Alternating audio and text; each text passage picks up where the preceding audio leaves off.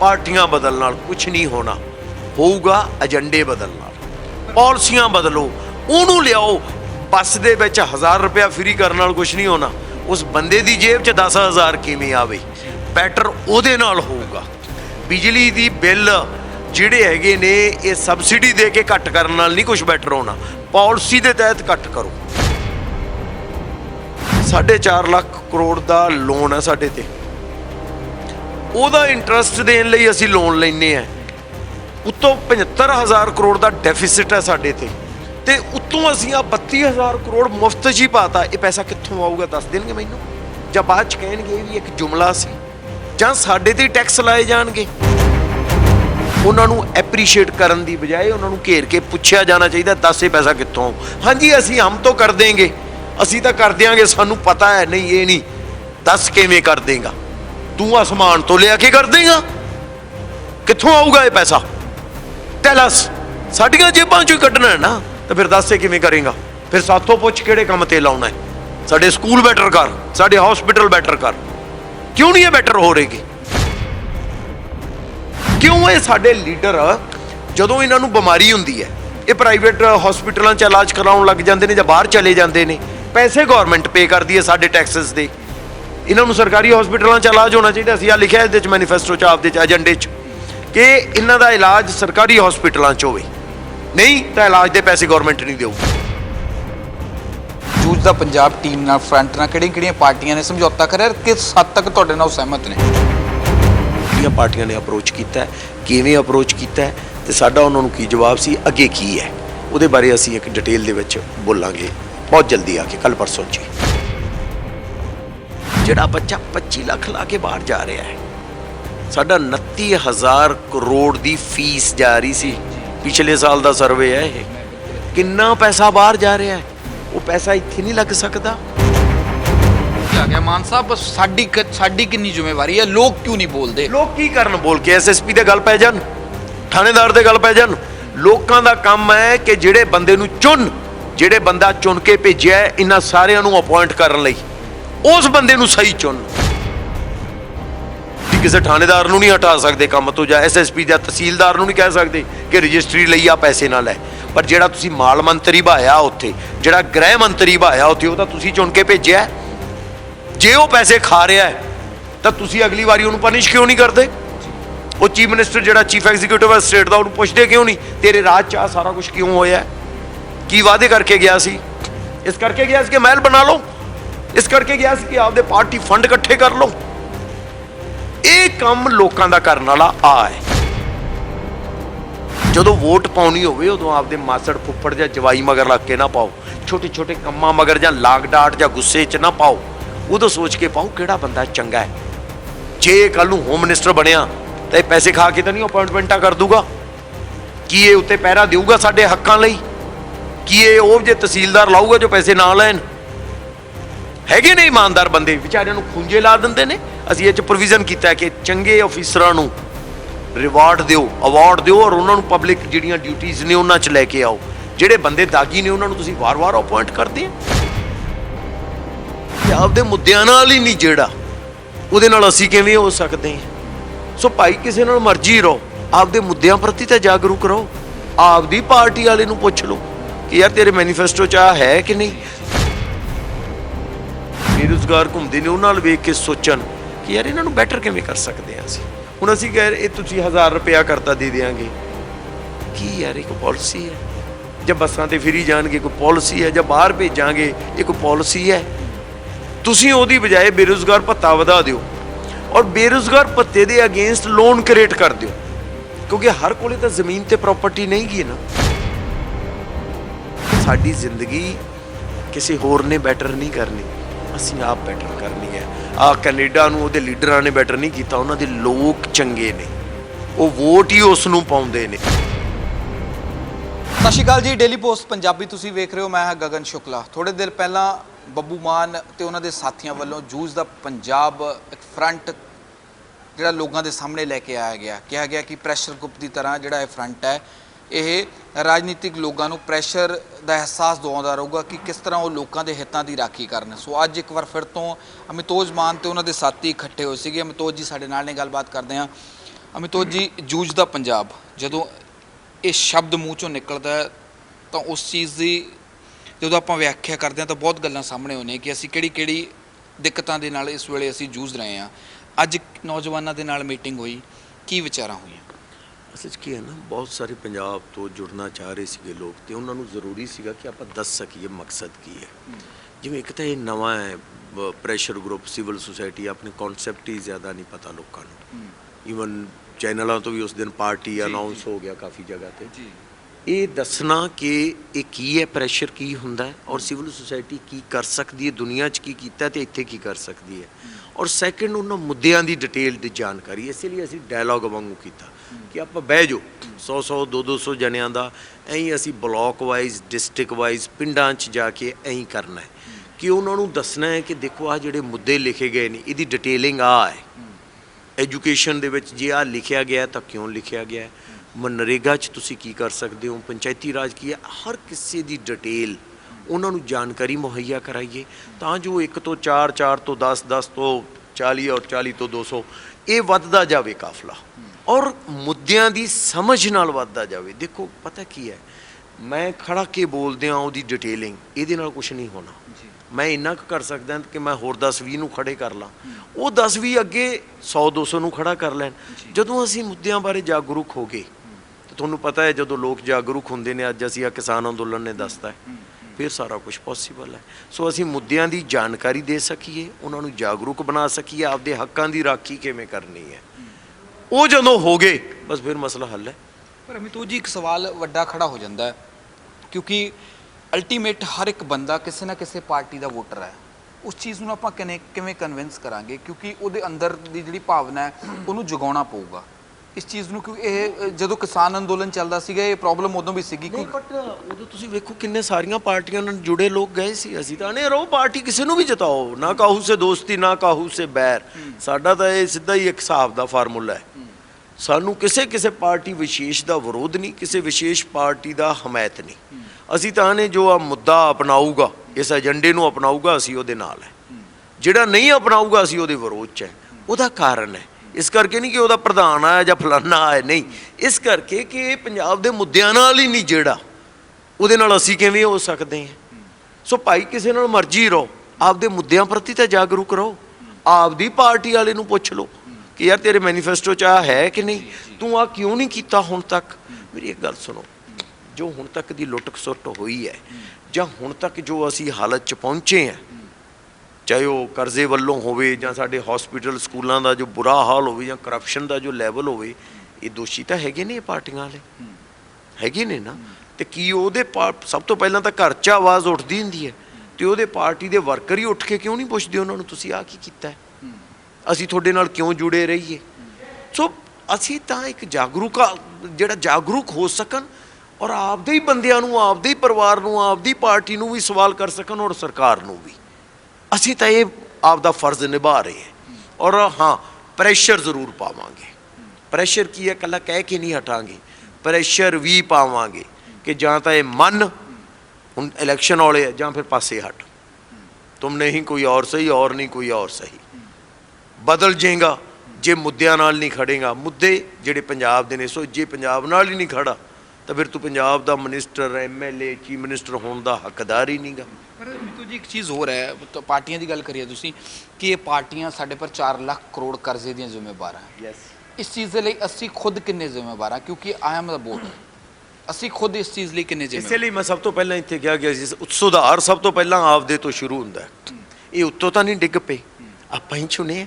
ਉਦੋਂ ਅਸੀਂ ਭੁੱਲ ਜਾਂਦੇ ਹਾਂ ਵੋਟਾਂ ਪਾਉਣ ਵੇਲੇ, ਉਦੋਂ ਅਸੀਂ ਕਹਿਣ ਲੱਗ ਜਾਂਦੇ ਮੇਰੇ ਮਾਸੜ ਨੇ ਕਹਿਤਾ, ਮੇਰੇ ਜਵਾਈ ਭਾਈ ਆ ਗਿਆ ਸਾਡਾ ਜੀ, ਜਾਂ ਫਲਾਣੇ ਨੇ ਕਹਿਤਾ, ਜਾਂ ਆਪਦੇ ਛੋਟੇ ਕੰਮ ਸਾਡੇ ਯਾਦ ਆ ਜਾਂਦੇ ਨੇ, ਇਹਨੇ ਥਾਣੇਦਾਰ ਦਾ ਕਰਾਇਆ ਸੀ। ਇਹਨਾਂ ਗੱਲਾਂ ਤੋਂ ਪਾਸੇ ਹਟੋ। ਇਹ ਇੱਕ ਪਰਸਨ ਨੇ ਤੁਹਾਡੇ ਤੇ ਇੱਕ ਅਹਿਸਾਨ ਕਰਤਾ, ਤੁਸੀਂ ਅਹਿਸਾਨ ਚੁਕਾ ਲਿਓ ਜੇ, ਪਰ ਵੋਟ ਨਾਲ ਨਹੀਂ।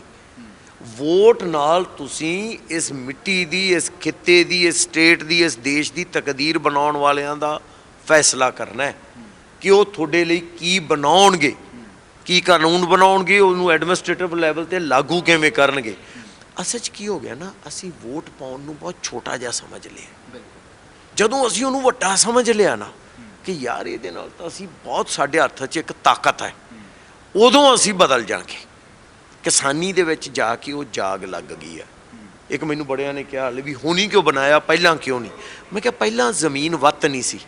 ਜ਼ਮੀਨ ਵੱਤ ਮੀਨ ਦਿਮਾਗੀ ਜ਼ਮੀਨ, ਹੁਣ ਉਹ ਵੱਤ ਹੈ। ਕਿਸਾਨੀ ਅੰਦੋਲਨ ਨੇ ਕੀਤੀ ਆ ਵੱਤ, ਹੁਣ ਵਧੀਆ ਉੱਗ ਸਕਦੀ ਹੈ। ਕਿਸਾਨੀ ਅੰਦੋਲਨ ਨੇ ਕਰਤਾ ਨਾ। ਮੈਨੂੰ ਦੱਸੋ, ਉਹੀ ਨੌਜਵਾਨ, ਉਹੀ ਮੁੰਡੇ ਪਹਿਲਾਂ ਗੋਲੀਆਂ ਦੀਆਂ, ਜੀਪਾਂ ਦੀਆਂ ਸਿਰਫ ਆਹ ਗੱਲਾਂ ਕਰਦੇ ਸੀ। ਅੱਜ ਅਸੀਂ ਮੰਤਰੀਆਂ ਨੂੰ ਘੇਰ ਰਹੇ ਹਾਂ, ਅੱਜ ਅਸੀਂ MLA ਨੂੰ ਘੇਰ ਕੇ ਪੁੱਛ ਰਹੇ ਹਾਂ ਕਿ ਦੱਸ ਭਾਈ ਗੈਟ 'ਤੇ ਸਾਈਨ ਕਿਉਂ ਕੀਤੇ? ਅੱਗੋਂ ਉਹਨਾਂ ਕੋਲ ਜਵਾਬ ਕੋਈ ਨਹੀਂ ਹੁੰਦਾ। ਐਂ ਹੀ ਅਸੀਂ ਹੋਰ MLA ਨੂੰ ਪੁੱਛ ਰਹੇ ਹਾਂ, ਚੀਫ ਮਿਨਿਸਟਰ ਤੱਕ ਨੂੰ ਪੁੱਛ ਰਹੇ ਹਾਂ, ਐਕਸ ਨੂੰ ਵੀ ਅਤੇ ਹੁਣ ਵਾਲਿਆਂ ਨੂੰ ਵੀ ਕਿ ਦੱਸੋ ਭਾਈ ਆਹ ਕਿਉਂ ਕੀਤਾ? ਜਵਾਬ ਨਹੀਂ ਗਾ, ਹੈ ਤਾਂ ਬੜਾ ਟੁੱਟਿਆ ਫੁੱਟਿਆ ਜਿਹਾ ਜਵਾਬ ਹੈ। ਸੋ ਇਹ ਚੀਜ਼ ਸ਼ੁਰੂ ਹੋ ਗਈ ਨਾ। ਅਸੀਂ ਉਹ ਜਵਾਬਾਂ ਨੂੰ ਤਿੱਖਾ ਕਰ ਰਹੇ ਹਾਂ, ਅਸੀਂ ਉਹਨਾਂ ਨੂੰ ਲੌਜਿਕ ਸਮਝਾ ਰਹੇ ਹਾਂ, ਇਹਦੇ 'ਚ ਡਿਟੇਲ ਦੇ ਰਹੇ ਹਾਂ, ਇਹਦੇ 'ਚ ਕਿਵੇਂ ਖਰਾਬ ਹੋਇਆ, ਕਿਵੇਂ ਤੈਨੂੰ ਬਰਬਾਦ ਕੀਤਾ ਗਿਆ ਔਰ ਅੱਗੇ ਕਿਵੇਂ ਬਰਬਾਦ ਕਰ ਸਕਦੇ ਨੇ। ਮੈਨੂੰ ਦੱਸੋ ਤੁਸੀਂ, ਲੈਂਗੁਏਜ ਹੈ ਜਿਵੇਂ ਅਸੀਂ ਕਹਿ ਰਹੇ ਹਾਂ ਪੰਜਾਬੀ ਮੀਡੀਅਮ ਹੋਵੇ, ਕੋਈ ਇਹਦਾ ਮੈਨੂੰ ਲੌਜੀਕਲ ਸਮਝਾ ਸਕਦਾ ਵਜ੍ਹਾ ਕੀ ਹੈ ਨਾ ਹੋਣ ਦੇ ਪਿੱਛੇ? ਜਾਂ 75 ਸਾਲਾਂ ਤੋਂ ਇਹ ਕਿਉਂ ਨਹੀਂ ਹੋਇਆ? ਜਾਂ ਇੱਕ ਵਾਰੀ ਹੋਣ ਦੀ ਕੋਸ਼ਿਸ਼ ਹੋਈ ਫਿਰ ਕੋਸ਼ਿਸ਼ ਵੀ ਨਹੀਂ ਹੋਈ?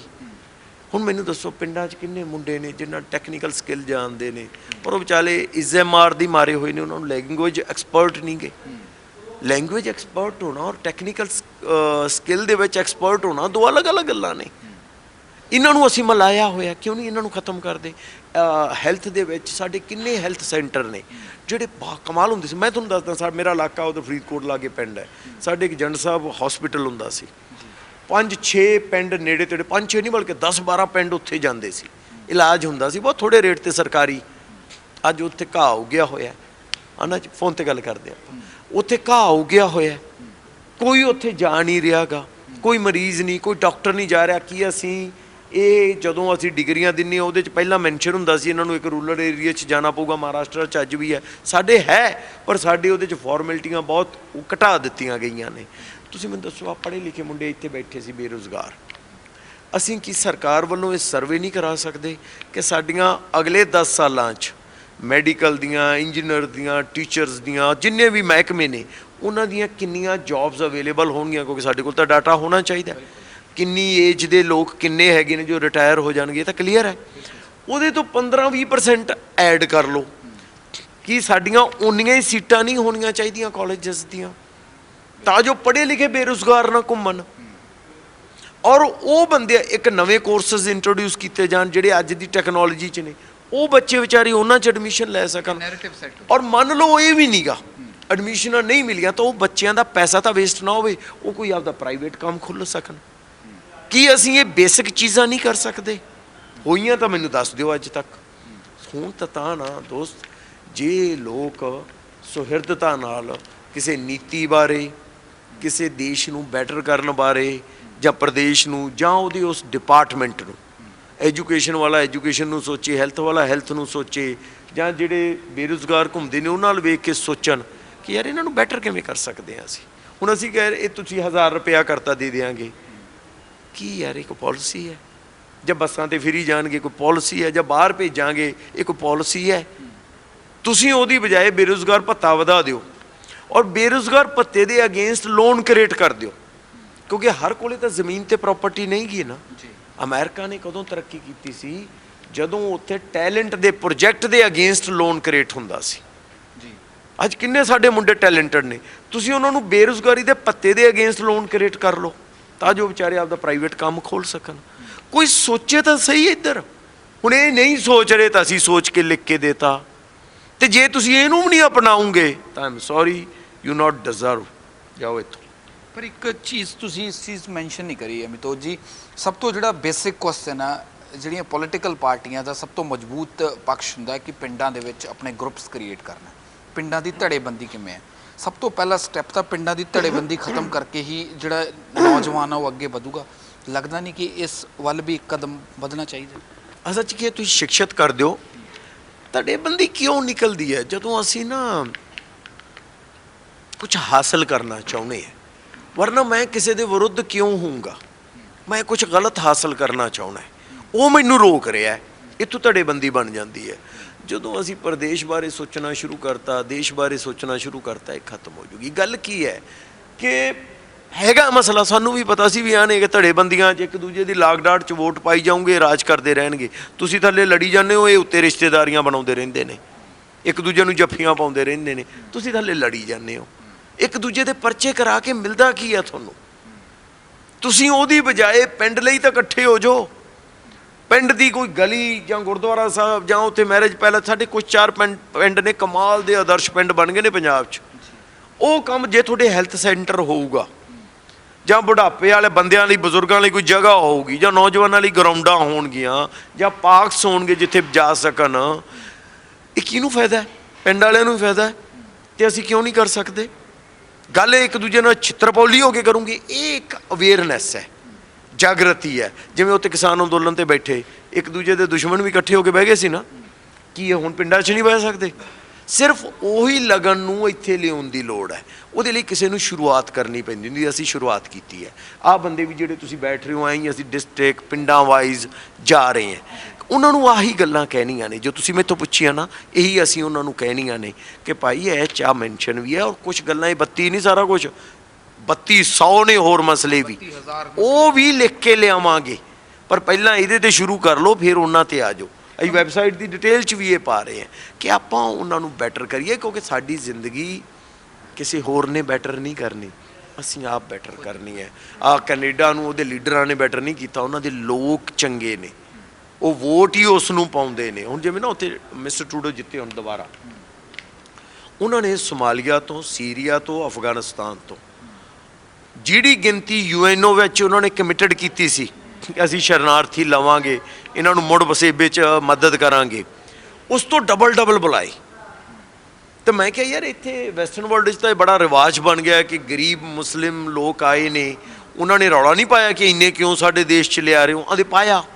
ਔਰ ਉਹ ਤਾਂ ਨਾਲ ਉਹਨਾਂ ਨੂੰ ਉੱਥੇ ਹੋਟਲਾਂ 'ਚ ਰੱਖ ਰਹੇ ਸੀ, ਭੱਤੇ ਵੀ ਦੇ ਰਹੇ ਸੀ, ਆਂਦੇ ਬਹੁਤ ਰੌਲਾ ਪਾਇਆ। ਤੇ ਮੈਂ ਕਿਹਾ ਵੋਟਾਂ 'ਚ ਨਜ਼ਰ ਕਿਉਂ ਨਹੀਂ ਆਇਆ?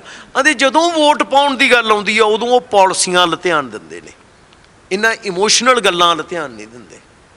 ਕਿੰਨੀ ਸਮਝ ਹੈ। ਅਸੀਂ ਪਾਲਿਸੀਆਂ ਤੋਂ ਸਿਵਾ ਬਾਕੀ ਸਾਰੀਆਂ ਗੱਲਾਂ 'ਤੇ ਧਿਆਨ ਦਿੰਦੇ ਹਾਂ, ਏਜੰਡਿਆਂ 'ਤੇ ਧਿਆਨ ਨਹੀਂ ਦਿੰਦੇ। ਇਸ ਲਈ ਅਸੀਂ ਕਹਿੰਦੇ ਕਿ ਬੰਦੇ ਬਦਲ ਨਾਲ, ਫੇਸ ਬਦਲ ਨਾਲ, ਪਾਰਟੀਆਂ ਬਦਲ ਨਾਲ ਕੁਛ ਨਹੀਂ ਹੋਣਾ, ਹੋਊਗਾ ਏਜੰਡੇ ਬਦਲ ਨਾਲ। ਪਾਲਿਸੀਆਂ ਬਦਲੋ, ਉਹਨੂੰ ਲਿਆਓ। ਬੱਸ ਦੇ ਵਿੱਚ 1000 ਰੁਪਇਆ ਫ੍ਰੀ ਕਰਨ ਨਾਲ ਕੁਛ ਨਹੀਂ ਹੋਣਾ, ਉਸ ਬੰਦੇ ਦੀ ਜੇਬ 'ਚ 10,000 ਕਿਵੇਂ ਆਵੇ, ਬੈਟਰ ਉਹਦੇ ਨਾਲ ਹੋਊਗਾ। ਬਿਜਲੀ ਦੀ ਬਿੱਲ ਜਿਹੜੇ ਹੈਗੇ ਨੇ ਇਹ ਸਬਸਿਡੀ ਦੇ ਕੇ ਘੱਟ ਕਰਨ ਨਾਲ ਨਹੀਂ ਕੁਛ ਬੈਟਰ ਹੋਣਾ, ਪਾਲਿਸੀ ਦੇ ਤਹਿਤ ਘੱਟ ਕਰੋ। ਤੁਸੀਂ ਐਜੂਕੇਸ਼ਨ ਵਧਾਓ ਕਿ ਉਹ ਔਰਤਾਂ ਨੂੰ 1000 ਦੀ ਬਜਾਏ ਉਹ ਐਜੂਕੇਸ਼ਨ ਹੋ ਕੇ ਉਹਨਾਂ ਦਾ, ਹੁਣ ਮੈਨੂੰ ਦੱਸੋ ਜਿੱਥੇ 75,000 ਦਾ ਫਿਜ਼ੀਕਲ ਡੈਫਿਸਿਟ ਹੈ, 75,000 ਕਰੋੜ ਦਾ, ਸਾਡਾ 1,65,000 ਕਰੋੜ ਖਰਚਾ ਹੈ ਬਜਟ ਦਾ, 95,000 ਕਰੋੜ ਕਮਾਈ ਹੈ। ਜੇ ਤੁਸੀਂ ਇਹ 1000 ਰੁਪਏ ਵਾਲੀ ਪਾਲਿਸੀ ਨੂੰ ਫੜ ਲਓ ਤਾਂ ਕੋਈ 15,000 ਕਰੋੜ ਬਣ ਜਾਓ। ਸੇਮ ਤੁਸੀਂ 300 ਯੂਨਿਟ ਜਾਂ 400 ਯੂਨਿਟ ਵਾਲੇ ਵੀ ਆ ਗਏ। ਇਹਨਾਂ ਨੇ ਸਰਵੇ ਕਰਾਇਆ ਕਦੇ ਐਲਾਨ ਕਰਨ ਤੋਂ ਪਹਿਲਾਂ? ਨਹੀਂ। ਮੈਂ ਦੱਸ ਦਿੰਦਾ 17,000 ਕਰੋੜ ਲੱਗੂ। ਇਹਨੂੰ ਜੋੜ ਲਓ 32,000 ਕਰੋੜ, 4.5 ਲੱਖ ਕਰੋੜ ਦਾ ਲੋਨ ਹੈ ਸਾਡੇ ਤੇ। ਉਹਦਾ ਇੰਟਰਸਟ ਦੇਣ ਲਈ ਅਸੀਂ ਲੋਨ ਲੈਂਦੇ ਹਾਂ। ਉੱਤੋਂ 75,000 ਕਰੋੜ ਦਾ ਡੈਫਿਸਿਟ ਹੈ ਸਾਡੇ ਤੇ, ਤੇ ਉੱਤੋਂ ਅਸੀਂ ਆ 32,000 ਕਰੋੜ ਮੁਫਤ 'ਚ ਹੀ ਪਾਤਾ। ਇਹ ਪੈਸਾ ਕਿੱਥੋਂ ਆਊਗਾ ਦੱਸ ਦੇਣਗੇ ਮੈਨੂੰ, ਜਾਂ ਬਾਅਦ 'ਚ ਕਹਿਣਗੇ ਇਹ ਵੀ ਇੱਕ ਜੁਮਲਾ ਸੀ, ਜਾਂ ਸਾਡੇ ਤੇ ਟੈਕਸ ਲਾਏ ਜਾਣਗੇ। ਔਰ ਅਸੀਂ ਤਾਂ ਆਲਰੇਡੀ ਦੇਸ਼ ਦੀ ਸਭ ਤੋਂ ਜ਼ਿਆਦਾ ਮਹਿੰਗੀ ਬਿਜਲੀ ਬਿੱਲ ਦੇ ਰਹੇ ਹਾਂ। ਕੀ ਹੋ ਰਿਹਾ ਹੈ, ਕਿੱਥੋਂ ਪੈਸੇ ਆ ਰਹੇ ਨੇ? ਜਦੋਂ ਇਹ ਜੇ ਐਲਾਨ ਕਰਨ, ਉਹਨਾਂ ਨੂੰ ਐਪਰੀਸ਼ੀਏਟ ਕਰਨ ਦੀ ਬਜਾਏ ਉਹਨਾਂ ਨੂੰ ਘੇਰ ਕੇ ਪੁੱਛਿਆ ਜਾਣਾ ਚਾਹੀਦਾ, ਦੱਸ ਇਹ ਪੈਸਾ ਕਿੱਥੋਂ? ਹਾਂਜੀ ਅਸੀਂ ਹਮ ਤੋਂ ਕਰ ਦੇਂਗੇ, ਅਸੀਂ ਤਾਂ ਕਰ ਦਿਆਂਗੇ, ਸਾਨੂੰ ਪਤਾ ਹੈ। ਨਹੀਂ, ਇਹ ਨਹੀਂ, ਦੱਸ ਕਿਵੇਂ ਕਰ ਦੇਂਗਾ? ਤੂੰ ਆਸਮਾਨ ਤੋਂ ਲਿਆ ਕੇ ਕਰ ਦੇਂਗਾ? ਕਿੱਥੋਂ ਆਊਗਾ ਇਹ ਪੈਸਾ? ਟੈਲ ਅਸ। ਸਾਡੀਆਂ ਜੇਬਾਂ 'ਚੋਂ ਹੀ ਕੱਢਣਾ ਹੈ ਨਾ, ਤਾਂ ਫਿਰ ਦੱਸ ਇਹ ਕਿਵੇਂ ਕਰੇਗਾ? ਫਿਰ ਸਾਥੋਂ ਪੁੱਛ ਕਿਹੜੇ ਕੰਮ 'ਤੇ ਲਾਉਣਾ ਹੈ? ਸਾਡੇ ਸਕੂਲ ਬੈਟਰ ਕਰ, ਸਾਡੇ ਹਸਪੀਟਲ ਬੈਟਰ ਕਰ। ਕਿਉਂ ਨਹੀਂ ਇਹ ਬੈਟਰ ਹੋ ਰਹੇਗੀ? ਕਿਉਂ ਇਹ ਸਾਡੇ ਲੀਡਰ ਜਦੋਂ ਇਹਨਾਂ ਨੂੰ ਬਿਮਾਰੀ ਹੁੰਦੀ ਹੈ ਇਹ ਪ੍ਰਾਈਵੇਟ ਹਸਪੀਟਲਾਂ 'ਚ ਇਲਾਜ ਕਰਾਉਣ ਲੱਗ ਜਾਂਦੇ ਨੇ ਜਾਂ ਬਾਹਰ ਚਲੇ ਜਾਂਦੇ ਨੇ? ਪੈਸੇ ਗੌਰਮੈਂਟ ਪੇ ਕਰਦੀ ਹੈ ਸਾਡੇ ਟੈਕਸਸ ਦੇ। ਇਹਨਾਂ ਨੂੰ ਸਰਕਾਰੀ ਹਸਪੀਟਲਾਂ 'ਚ ਇਲਾਜ ਹੋਣਾ ਚਾਹੀਦਾ। ਅਸੀਂ ਆ ਲਿਖਿਆ ਇਹਦੇ 'ਚ ਮੈਨੀਫੈਸਟੋ 'ਚ, ਆਪਦੇ 'ਚ, ਏਜੰਡੇ 'ਚ, ਕਿ ਇਹਨਾਂ ਦਾ ਇਲਾਜ ਸਰਕਾਰੀ ਹਸਪੀਟਲਾਂ 'ਚ ਹੋਵੇ। ਨਹੀਂ ਤਾਂ ਇਲਾਜ ਦੇ ਪੈਸੇ ਗੌਰਮੈਂਟ ਨਹੀਂ ਦੇਊਗੀ, ਜੇਬ ਚੋਂ ਖਰਚੋ, ਨਹੀਂ ਤਾਂ ਤੁਸੀਂ ਕਰੋ ਨਾ, ਪ੍ਰਾਈਵੇਟ ਹਸਪੀਟਲ ਕਰ ਰਹੇ ਹੋ ਚੰਗੇ, ਸਰਕਾਰੀ ਹਸਪੀਟਲਾਂ ਨੂੰ ਬੈਟਰ ਕਰੋ। ਇੱਥੇ ਬੈਠੇ ਮੁੰਡੇ ਨੇ ਜਲੰਧਰ ਤੋਂ ਦੱਸਿਆ ਕੀ ਹਾਲ ਹੈ ਸਰਕਾਰੀ ਹਸਪੀਟਲਾਂ ਦਾ। ਜੇ ਉੱਥੇ ਇਹਨਾਂ ਦੇ ਇਲਾਜ ਹੋ ਜਾਣਗੇ, ਉਹ ਇਲਾਜ ਤਾਂ ਹੀ ਹੋਣਗੇ ਜੇ ਹਸਪੀਟਲ ਬੈਟਰ ਹੋਣਗੇ, ਤਾਂ ਕੀ ਸਾਰਿਆਂ ਨੂੰ ਇਲਾਜ ਨਹੀਂ ਉਹ ਮਿਲੂਗਾ? ਅੱਜ ਸਭ ਤੋਂ ਵੱਡਾ ਖਰਚਾ ਕੀ ਹੈ? ਐਜੂਕੇਸ਼ਨ ਦਾ, ਹੈਲਥ ਦਾ। ਉਹ ਦੋਨੇ ਚੀਜ਼ਾਂ ਦਾ ਖਰਚਾ ਅੱਜ ਤੋਂ 40 ਸਾਲ ਪਹਿਲਾਂ ਨਹੀਂ ਸੀ ਪੰਜਾਬ 'ਚ, ਕਿਉਂਕਿ ਥੋੜ੍ਹੀ ਜਿਹੀ ਬੈਟਰ ਕੰਡੀਸ਼ਨ ਸੀ ਸਕੂਲਾਂ ਦੀ ਵੀ ਤੇ ਹਸਪੀਟਲਾਂ ਦੀ ਵੀ। ਅੱਜ ਕੀ ਹਾਲ ਹੈ? ਭਾਈਚਾਰਾ ਸੀਗਾ ਸਭ ਤੋਂ ਵੱਡਾ ਗੱਲ ਤਾਂ ਭਾਈਚਾਰਾ। ਤੁਸੀਂ ਨਹੀਂ ਸ਼ੇਰਾ, ਇਹ ਟੈਕਨੀਕਲ ਹੈ। ਭਾਈਚਾਰਾ ਦਾ ਸੀ ਨਾਲ ਆ ਸਹੂਲਤਾਂ ਵੀ ਸੀ। ਅੱਜ ਤੁਸੀਂ ਕੈਨੇਡਾ 'ਚ ਜਾਂਦੇ ਹੋ, ਅਮਰੀਕਾ 'ਚ ਜਾਂਦੇ ਹੋ, ਉੱਥੋਂ ਦਾ ਦੇਖੋ ਜਾ ਕੇ ਹੈਲਥ ਸਿਸਟਮ ਕੀ ਹੈ। ਪੀਣ ਮਾਨ ਸਾਹਿਬ ਵਧੀਆ ਸੀਗਾ। ਖਾਣ ਪੀਣ ਵੀ ਤਾਂ ਅਸੀਂ ਖਰਾਬ ਕੀਤਾ ਹੈ। ਸਾਡੇ ਇਹੀ ਲੋਕ ਨੇ ਜਿਹੜੇ ਸਾਡੇ ਅੱਗੇ ਲੱਗੇ ਹਰੀ ਕ੍ਰਾਂਤੀ। ਉਹ ਹਰੀ ਕ੍ਰਾਂਤੀ ਨਾਲ ਕੁਝ ਨੈਗੇਟਿਵ ਵੀ ਆ ਰਿਹਾ, ਕਿਉਂ ਨਹੀਂ ਆਗਾਹ ਕੀਤਾ ਸਾਨੂੰ? ਲੀਡਰ ਕੀ ਹੁੰਦਾ ਹੈ? ਲੀਡ ਕਰਨ ਵਾਲਾ। ਜਿਹੜੀ ਚੀਜ਼ ਅੱਜ ਤੋਂ 6 ਮਹੀਨੇ ਹੋਣ ਤੋਂ ਬਾਅਦ ਹੋਣ ਵਾਲੀ ਹੈ, ਉਹਨੂੰ ਹੁਣੇ ਪਤਾ ਲੱਗ ਜੇ। ਜਿਵੇਂ ਅਸੀਂ ਇਹ 'ਚ ਲਿਖਿਆ ਕਿ ਬਿਜਲੀ ਲਈ ਸੋਲਰ ਆਲਟਰਨੇਟਿਵ ਹੈ, ਪਰ ਕੀ ਸੋਲਰ ਜਿਹੜੇ ਲਾਉਂਗੇ ਉਹਦੀ ਵੇਸਟੇਜ ਸਾਡੇ ਲਈ ਇਨਵਾਇਰਨਮੈਂਟ ਨੂੰ ਖਤਰਾ ਤਾਂ ਨਹੀਂ ਬਣ ਜੂ? ਇਹਦੇ ਲਈ ਇੱਕ ਪੈਨਲ ਬਣਾਓ ਜੋ ਹੁਣੇ ਪਤਾ ਕਰੇ।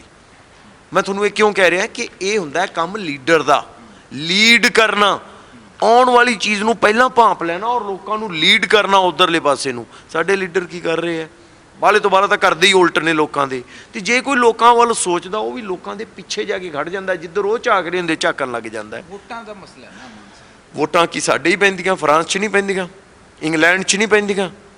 ਉੱਥੇ ਕਿਵੇਂ ਲੀਡਰ ਇਹ ਕੰਮ ਕਰਦੇ ਨੇ, ਇੱਥੇ ਕਿਉਂ ਨਹੀਂ ਕਰਦੇ? ਵੋਟਾਂ ਤਾਂ ਉੱਥੇ ਵੀ ਪੈਂਦੀਆਂ। ਗੱਲ ਇਹ ਹੈ ਕਿ ਸਾਨੂੰ ਵੋਟਾਂ ਪਾਉਣ ਤੋਂ ਪਹਿਲਾਂ ਇਹ ਸਵਾਲ, ਇਹ ਡਿਮਾਂਡ ਤੇ ਸਪਲਾਈ ਦਾ ਜ਼ਮਾਨਾ ਹੈ।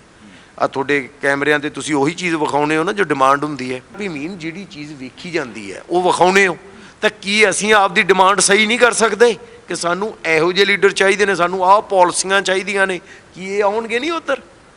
ਡਿਮਾਂਡ ਕਰੋ ਸਮਝਦਾਰੀ ਚੋਂ ਕੱਢ ਕੇ, ਏਜੰਡਿਆਂ ਚੋਂ ਕੱਢ ਕੇ, ਸਪਲਾਈ ਆਪੇ ਵਧੀਆ ਹੋਊਗੀ। ਮਾਨ ਸਾਹਿਬ, ਤੁਸੀਂ ਨੌਜਵਾਨਾਂ ਦਾ ਜ਼ਿਕਰ ਕਰਿਆ, ਪਰ ਮੌਜੂਦਾ ਸਰਕਾਰ ਦਾ ਇੱਕ ਪਾਲਿਸੀ ਹੈ ਕਿ ਮੈਨੀਫੈਸਟੋਸ ਵੀ ਸੀਗਾ ਕਿ ਅਸੀਂ ਨੌਜਵਾਨਾਂ ਨੂੰ ਲੋਨ ਦੇਵਾਂਗੇ ਕਿ ਉਹ ਬਾਹਰ ਜਾਣ।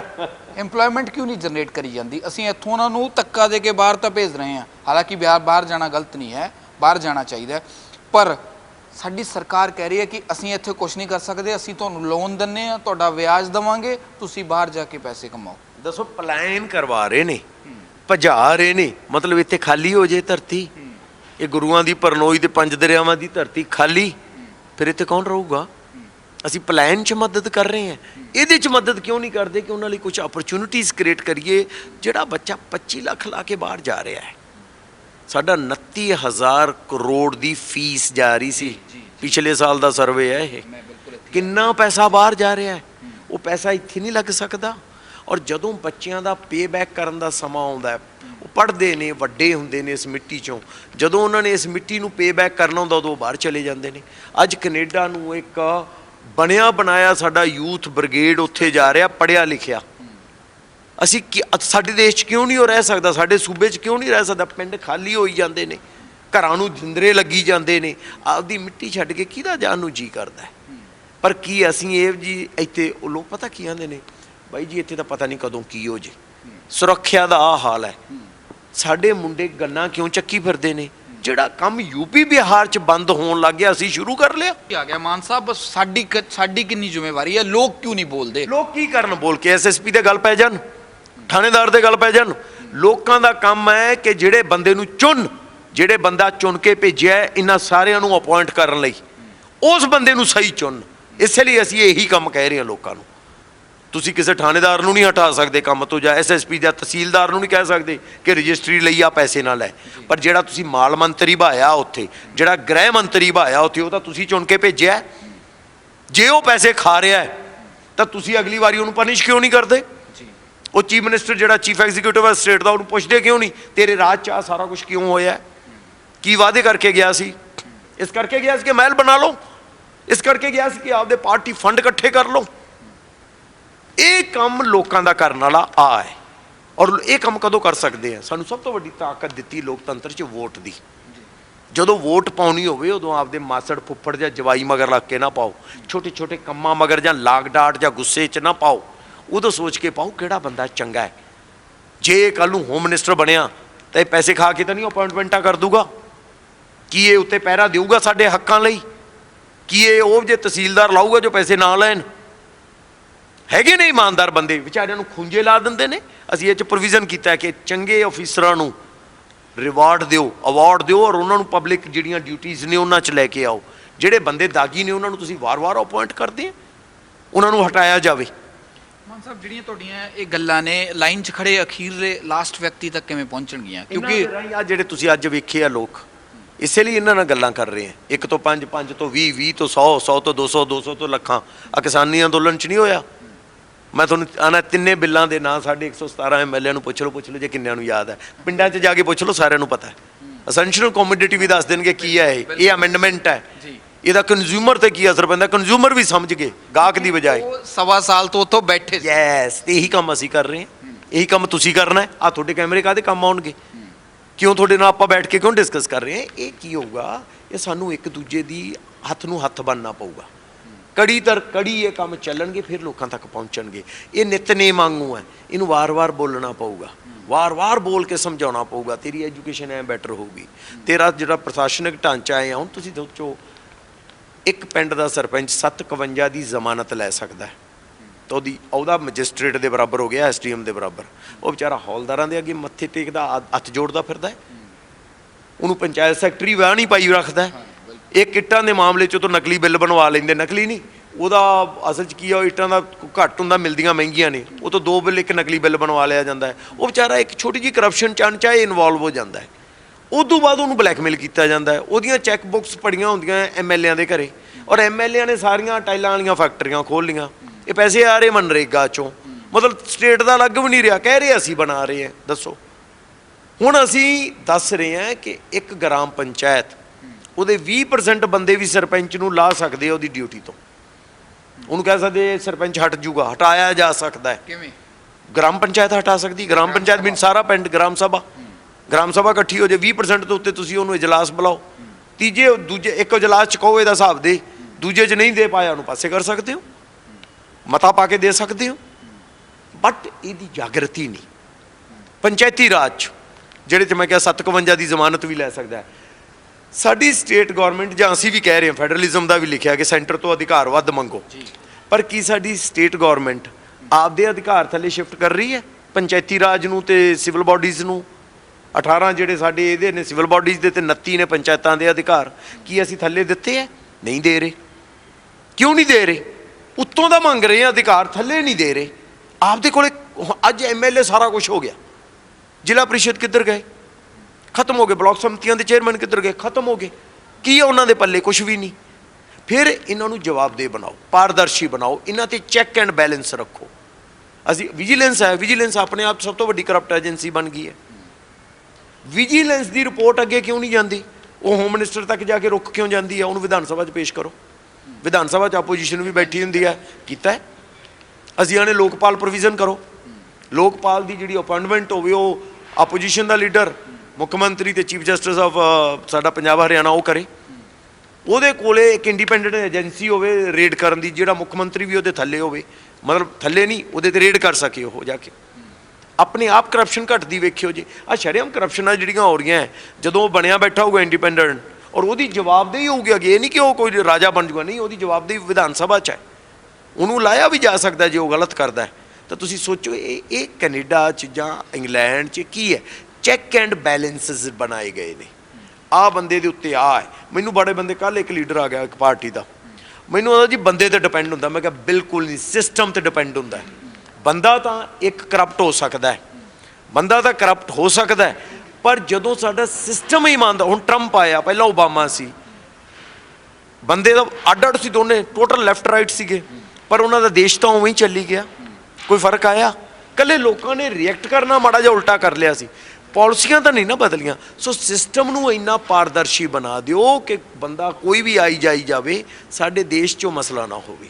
ਅਸੀਂ ਸਿਸਟਮ ਨੂੰ ਪਾਰਦਰਸ਼ੀ ਬਣਾਉਣ ਦੀ ਕੋਸ਼ਿਸ਼ ਕਰ ਰਹੇ ਹਾਂ। ਚੈੱਕ ਐਂਡ ਬੈਲੈਂਸਿਸ, ਉਹਦੇ 'ਚ ਲੋਕਾਂ ਦਾ ਦਬਾਅ ਚਾਹੀਦਾ। ਲੋਕ ਜਦੋਂ ਨਾਲ ਜੁੜ ਗਏ, ਅਸੀਂ ਜੋ ਦਿੱਲੀ ਕਰਾਇਆ ਇੱਥੇ ਵੀ ਕਰਾ ਲਾਂਗੇ।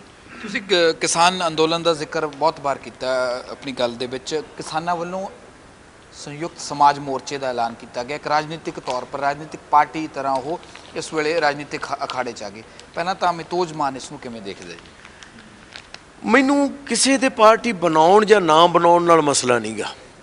ਮੈਨੂੰ ਦੋ ਚੀਜ਼ਾਂ ਨਾਲ ਹੈ ਕਿ ਇੱਕ ਤਾਂ ਕੱਲ ਨੂੰ ਜੇ ਸੈਂਟਰ ਵੱਲੋਂ ਫਿਰ ਤੋਂ ਬਿੱਲ ਬਣਾ ਦਿੱਤੇ ਗਏ ਤਾਂ ਉਹਦਾ ਜਵਾਬ ਕੌਣ ਦੇਊਗਾ। ਚਲੋ ਉਹ ਆਂਦੇ SKM ਹੈਗਾ, ਵੈਰੀ ਗੁੱਡ, ਉਹ ਰਹਿਣਾ ਚਾਹੀਦਾ। ਪਾਰਟੀ ਬਣਾ ਲਈ, ਠੀਕ ਹੈ, ਸਭ ਨੂੰ ਹੱਕ ਹੈ, ਬਣਾ ਲਓ। ਪਰ ਮੇਰਾ ਇੰਟਰਸਟ ਤਾਂ ਇਹ ਹੈ ਕਿ ਤੁਸੀਂ ਵੀ ਉਹਨਾਂ 'ਚ ਗਿਣਤੀ ਕਰਾਉਣੀ ਹੈ ਜਾਂ ਤੁਸੀਂ ਮੁੱਦਿਆਂ ਨਾਲ ਆਏ ਹੋ। ਤੁਸੀਂ ਪਹਿਲੀ ਗੱਲ ਮੁੱਦਿਆਂ ਨਾਲ, ਉਸ ਦਿਨ ਮੈਨੂੰ ਉਹਨਾਂ ਨੇ ਕਿਹਾ, ਸਾਨੂੰ ਉਹਨਾਂ ਨੇ ਕਹਿ ਰਹੇ ਨੇ, ਮਿਲ ਰਹੇ ਨੇ, ਮਿਲ ਵੀ ਗਏ ਨੇ ਬਾਕੀ ਪਾਰਟੀਆਂ ਲਈ ਕਿ ਅਸੀਂ ਤੁਹਾਡੇ ਨਾਲ ਆਲਮੋਸਟ ਸਹਿਮਤ ਹੈ। ਮੈਂ ਕਿਹਾ ਇੱਕ ਤਾਂ ਆਲਮੋਸਟ ਵਾਲਾ ਵਰਡ ਖਤਮ ਕਰ ਲਓ, ਦੱਸੋ ਜੇ ਕੋਈ ਗੱਲ ਹੈ ਇਹ 'ਚ ਹੋਰ ਐਡ ਕਰਨੇ, ਅਸੀਂ ਵੀ ਕਰਨੇ, ਤੁਸੀਂ ਵੀ ਕਰੋ। ਜੇ ਤੁਸੀਂ ਕਿਸੇ ਇੱਕ ਅੱਛੇ ਮਕਸਦ ਨਾਲ ਆਏ ਹੋ ਔਰ ਮੁੱਦਿਆਂ ਦੇ ਉੱਤੇ ਰਾਜਨੀਤੀ ਕਰਨਾ ਚਾਹੁੰਦੇ ਹੋ ਔਰ ਪ੍ਰਦੇਸ਼ ਨੂੰ ਬਦਲਣਾ ਚਾਹੁੰਦੇ ਹੋ ਤਾਂ ਫਿਰ ਤਾਂ ਬਹੁਤ ਅੱਛੀ ਗੱਲ ਹੈ, ਵੈਲਕਮ ਹੈ। ਪਰ ਜੇ ਤੁਸੀਂ ਸਿਰਫ ਇਹ ਕਹਿ ਰਹੇ ਹੋ ਕਿ ਯਾਰ ਇਸ ਪਾਰਟੀ ਨੂੰ ਨਹੀਂ ਸਾਨੂੰ ਜਿਤਾ ਦਿਓ, ਤਾਂ ਆਮ ਸੌਰੀ, ਫਿਰ ਤਾਂ ਮਤਲਬ ਬਹੁਤ ਹੀ ਸੱਤਿਆਨਾਸ਼ ਹੈ। ਤੁਹਾਡੇ ਕੜਵੇ ਸਵਾਲ ਕਿਸਾਨਾਂ ਨੂੰ ਪੁੱਛੇ ਜਾਣਗੇ ਜੋ ਤੁਸੀਂ ਹੁਣ ਪੁੱਛੇ ਗਏ ਨੇ, ਅਜੇ ਅੱਗੇ ਨਹੀਂ, ਆਲਰੇਡੀ ਪੁੱਛ ਲਏ ਨੇ। ਇਸੇ ਲਈ ਤਾਂ ਮੈਂ ਕਿਹਾ ਉਹ ਸਾਡੀ ਸਪੋਰਟ ਲੈਣ ਆਏ ਵੀ ਸੀ ਤੇ ਅਸੀਂ ਕਿਹਾ ਭਾਈ ਸਾਡੀ ਸਪੋਰਟ ਉਸ ਸ਼ਰਤ ਤੇ ਆ, ਏਜੰਡਾ ਹੈ, ਇਹਦੇ ਵਿੱਚ ਹੋਰ ਵੀ ਗੱਲਾਂ ਐਡ ਹੋਣਗੀਆਂ।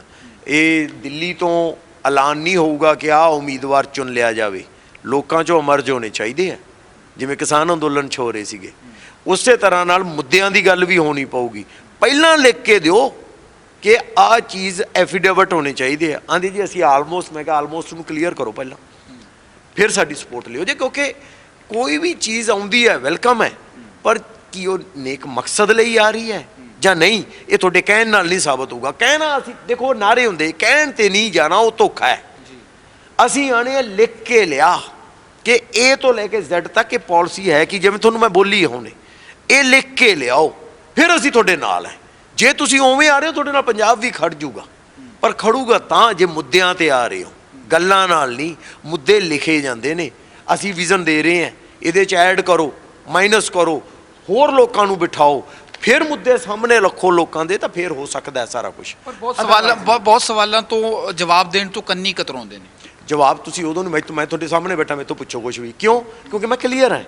ਤੇ ਜੇ ਉਹ ਕਤਰਾ ਰਹੇ ਨੇ ਤਾਂ ਫਿਰ ਗਲਤ ਗੱਲ ਹੈ। ਕਤਰਾਉਣਾ ਨਹੀਂ ਚਾਹੀਦਾ, ਸਾਹਮਣੇ ਬੈਠ ਕੇ ਜਵਾਬ ਦਿਓ, ਭੱਜਣਾ ਨਹੀਂ ਚਾਹੀਦਾ। ਅਸੀਂ ਕਿਸਾਨ ਅੰਦੋਲਨ ਤੇ ਜਾਂਦੇ ਸੀ, ਹੁਣ ਵੀ ਐਸ ਆਪ ਜੂਝਦੇ ਪੰਜਾਬ ਨਾਲ ਤੁਹਾਡੇ ਸਾਹਮਣੇ ਬੈਠੇ ਹਾਂ। ਮੈਂ ਨਾ ਕੁਝ ਵੀ ਪੁੱਛੋ, ਐਨੀਥਿੰਗ, ਆਸਕ ਮੀ ਐਨੀਥਿੰਗ। ਮੇਰੀ ਕੌਨਸ਼ੀਅਸ, ਮੇਰੀ ਆਤਮਾ, ਮੇਰੀ ਜ਼ਮੀਰ ਸਾਫ਼ ਹੈ, ਕਲੀਅਰ ਹੈ, ਮੈਂ ਤੁਹਾਡੇ ਸਾਹਮਣੇ ਬੈਠਾ। ਮੈਂ ਕਹਿ ਰਿਹਾ ਕਿ ਮੈਂ ਆਹ ਚੀਜ਼ ਇਸ ਲਈ ਕਰ ਰਿਹਾ ਕਿਉਂਕਿ ਦਿਸ ਇਜ਼ ਦੀ ਰੀਜ਼ਨ। ਤੇ ਫਿਰ ਤੁਸੀਂ ਡਰਨਾ ਕਿਹੜੀ ਗੱਲੋਂ? ਫਿਰ ਤਾਂ ਤੁਸੀਂ ਆਵਾਜ਼ਾਂ ਮਾਰ ਕੇ ਸਾਦੇ ਆ ਜਾ ਯਾਰ ਬੈਠੀਏ ਚਰਚਾ ਕਰੀਏ। ਮੈਂ ਤਾਂ ਲੋਕਾਂ 'ਚ ਵੀ ਚਲਿਆ ਜਾਂਦਾ, ਉਹਨਾਂ ਨੇ ਮੈਂ ਪੁੱਛੀ ਯਾਰ ਤੁਹਾਨੂੰ ਕੋਈ ਮੇਰੇ ਤੇ ਗਿਲਾ ਹੋ ਸਕਦਾ, ਮੈਂ ਤਾਂ ਕੋਈ ਗਲਤੀ ਹੋ ਗਈ ਹੋਵੇ ਮੰਨ ਲੂੰਗਾ, ਤੇ ਜੇ ਗਲਤੀ ਨਹੀਂ ਹੋਈ, ਜੇ ਮੇਰੀ ਕੌਨਸ਼ੀਅਸ ਕਲੀਅਰ ਹੈ, ਮੈਂ ਇੱਕ ਮੁੱਦੇ ਨੂੰ ਲੈ ਕੇ ਚੱਲ ਰਿਹਾ ਕਿ ਯਾਰ ਇਹਦੇ ਨਾਲ ਮੇਰੀ ਮਿੱਟੀ, ਮੇਰੇ ਨਾਲ ਦੇ ਬੰਦੇ, ਮੇਰੀ ਆਪ ਦੀ ਹਾਲਤ ਬੈਟਰ ਹੋ ਸਕਦੀ ਹੈ, ਤਾਂ ਫਿਰ ਮੈਂ ਕਿਉਂ ਨਾ ਕਰਾਂ ਉਹ? ਮੈਂ ਉੱਚੀ ਬਾਂਹ ਕਰਕੇ ਉਹਦਾ ਨਾਰਾ ਕਿਉਂ ਨਾ ਲਾਵਾਂ? ਤੇ ਜੇ ਕੋਈ ਵਿਰੋਧ 'ਚ ਜਾਂਦਾ ਤੇ ਜਾਣ ਦਿਓ, ਉਹਨੂੰ ਆਪਣੇ ਆਪ ਸਮਝ ਆ ਜੂਗੀ, ਸਦਬੁੱਧੀ ਦਊਗਾ ਉੱਪਰ ਵਾਲਾ, ਅੱਜ ਨਹੀਂ ਤਾਂ ਕੱਲ੍ਹ ਦੇ ਦਊਗਾ। ਜੇ ਸਾਡੇ ਦੇਸ਼ ਦੀ ਸਰਕਾਰ ਨੂੰ ਸਦਬੁੱਧੀ ਲਈ ਆਉਣ ਲਈ 1.5 ਸਾਲ ਲੱਗ ਸਕਦਾ ਹੈ, ਤੇ ਇੱਕ ਆਮ ਬੰਦੇ ਨੂੰ ਵੀ ਵਿਚਾਰੇ ਨੂੰ ਥੋੜ੍ਹਾ ਸਮਾਂ ਤਾਂ ਚਾਹੀਦਾ ਹੈ। ਲਾਸਟ ਸਵਾਲ ਹੈ ਮਾਨ ਸਾਹਿਬ, ਕਿਹੜੀਆਂ ਪਾਰਟੀਆਂ ਨੇ ਹੁਣ ਤੱਕ ਤੁਹਾਡੇ ਨਾਲ ਸੰਪਰਕ ਕਰ ਲਿਆ? ਜੂਝਦਾ ਪੰਜਾਬ ਟੀਮ ਨਾਲ, ਫਰੰਟ ਨਾਲ, ਕਿਹੜੀਆਂ ਪਾਰਟੀਆਂ ਨੇ ਸਮਝੌਤਾ ਕਰਿਆ? ਕਿਸ ਹੱਦ ਤੱਕ ਤੁਹਾਡੇ ਨਾਲ ਉਹ ਸਹਿਮਤ ਨੇ? ਅਸੀਂ ਹੋ ਸਕਦਾ ਕੱਲ੍ਹ ਨਹੀਂ ਤਾਂ 2 ਦਿਨਾਂ ਬਾਅਦ ਤੁਹਾਨੂੰ ਸੱਦਾ ਪੱਤਰ ਵੀ ਦੇਵਾਂਗੇ। ਇਸੇ ਨੂੰ ਸਿਲਸਿਲੇ ਨੂੰ ਲੈ ਕੇ ਇੱਕ ਪ੍ਰੈਸ ਕਾਨਫਰੰਸ ਕਰਨ ਵਾਲੇ ਹਾਂ ਕਿ ਕਿਹੜੀਆਂ ਪਾਰਟੀਆਂ ਨੇ ਕੀ ਕਿਹਾ ਤੇ ਅਸੀਂ ਕੀ ਕਰ ਰਹੇ ਹਾਂ ਉਹਦੇ ਬਾਰੇ। ਇਹਦੇ ਬਾਰੇ ਇੱਕ ਡਿਟੇਲਡ ਪ੍ਰੈਸ ਕਾਨਫਰੰਸ ਅਸੀਂ ਕੱਲ੍ਹ ਨੂੰ ਨਹੀਂ ਤਾਂ 2-3 ਦਿਨਾਂ ਦੇ ਅੰਦਰ ਅੰਦਰ ਕਰ ਦਿਆਂਗੇ। ਕਿਹੜੀਆਂ ਪਾਰਟੀਆਂ ਨੇ ਅਪਰੋਚ ਕੀਤਾ, ਕਿਵੇਂ ਅਪਰੋਚ ਕੀਤਾ ਤੇ ਸਾਡਾ ਉਹਨਾਂ ਨੂੰ ਕੀ ਜਵਾਬ ਸੀ, ਅੱਗੇ ਕੀ ਹੈ, ਉਹਦੇ ਬਾਰੇ ਅਸੀਂ ਇੱਕ ਡਿਟੇਲ ਦੇ ਵਿੱਚ ਬੋਲਾਂਗੇ ਬਹੁਤ ਜਲਦੀ ਆ ਕੇ, ਕੱਲ੍ਹ ਪਰਸੋਂ 'ਚ। ਬਹੁਤ ਮਿਹਰਬਾਨੀ ਗੱਲਬਾਤ ਦੇ ਲਈ। ਅਮਿਤੋਜ ਮਾਨ ਬੇਹੱਦ ਭਾਵੁਕ ਤਰੀਕੇ ਦੇ ਨਾਲ ਗੱਲਬਾਤ ਕੀਤੀ ਹੈ ਡੇਲੀ ਪੋਸਟ ਦੇ ਨਾਲ, ਦੱਸਿਆ ਕਿ ਜੂਝਦਾ ਪੰਜਾਬ ਦਾ ਮਕਸਦ ਕੀ ਹੈ, ਕਿਵੇਂ ਆਪਣੀ ਗੱਲ ਹੈ ਜਿਹੜੀ ਉਹ ਅਖੀਰਲੇ ਉਸ ਵਿਅਕਤੀ ਤੱਕ, ਉਸ ਨੌਜਵਾਨ ਤੱਕ ਪਹੁੰਚਾਈ ਜਾ ਸਕਦੀ ਆ ਜਿਸ ਨਾਲ ਪੰਜਾਬ ਬਚਾਇਆ ਜਾ ਸਕੇ। ਕਿਉਂਕਿ ਹਮੇਸ਼ਾ ਹੀ ਜਦੋਂ ਗੱਲ ਸ਼ੁਰੂ ਹੁੰਦੀ ਹੈ ਤਾਂ ਗੱਲ ਆਉਂਦੀ ਆ ਕਿ ਸਾਡਾ ਖੁਆਬ ਨਵਾਂ ਪੰਜਾਬ, ਪਰ ਉਹ ਨਵਾਂ ਪੰਜਾਬ ਕਿਵੇਂ ਬਣੂਗਾ, ਕਦੋਂ ਬਣੂਗਾ ਤੇ ਕਿਸ ਤਰ੍ਹਾਂ ਅਸੀਂ ਉਸ ਰਸਤੇ ਤੇ ਜਾਵਾਂਗੇ। ਸੋ तमाम ਸਵਾਲਾਂ ਦੇ ਜਵਾਬ ਬੇਹੱਦ ਬੇਬਾਕੀ ਨਾਲ ਅਮਿਤੋਜ ਨੇ ਦਿੱਤੇ ਨੇ। ਸੋ ਇਹਨਾਂ ਦਾ ਕਹਿਣਾ ਕਿ ਜਲਦੀ ਪ੍ਰੈਸ ਦੇ ਰੂਬਰੂ ਹੋਵਾਂਗੇ ਤੇ ਨਵੀਆਂ ਗੱਲਾਂ ਤੁਹਾਡੇ ਸਾਹਮਣੇ ਲੈ ਕੇ ਆਵਾਂਗੇ। ਕੈਮਰਾਮੈਨ ਕ੍ਰਿਸ਼ਨ ਦੇ ਨਾਲ ਗਗਨ ਸ਼ੁਕਲਾ, ਡੇਲੀ ਪੋਸਟ ਪੰਜਾਬੀ।